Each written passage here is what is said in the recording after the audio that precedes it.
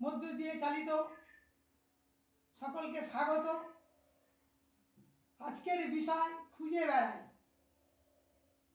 ছোট্ট একটি কথা, এটা গত 29শে ডিসেম্বর 1999 সালে প্রতিদিন কাগজে প্রতিদিনের চিঠিতে প্রকাশিত হয়েছিল।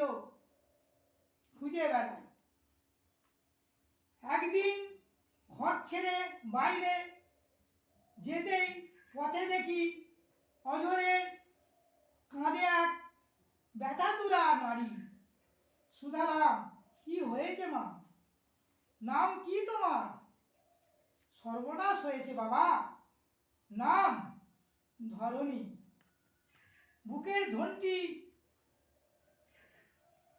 হারিয়ে গেছে বাবা গো, হারিয়ে গেছে।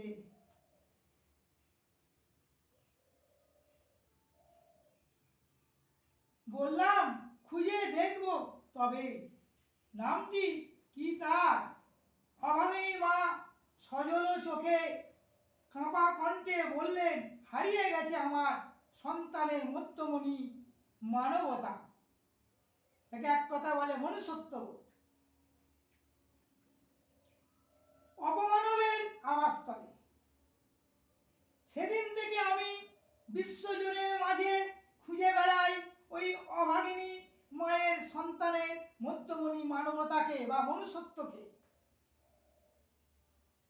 হে প্রিয় শ্রোতাগণ, যারা আজকে আমরা ইউটিউব চ্যানেলে শুনছেন, তাদের প্রশ্ন করি, জিজ্ঞাসা করি, বলতে পারেন শ্রোতারা যারা আমাদের শাশ্বত ভারত কথার মধ্য দিয়ে আজকে শুনছেন আমার এই কথা, বলতে পারেন কোথায় গেলে তাকে খুঁজে পাবো?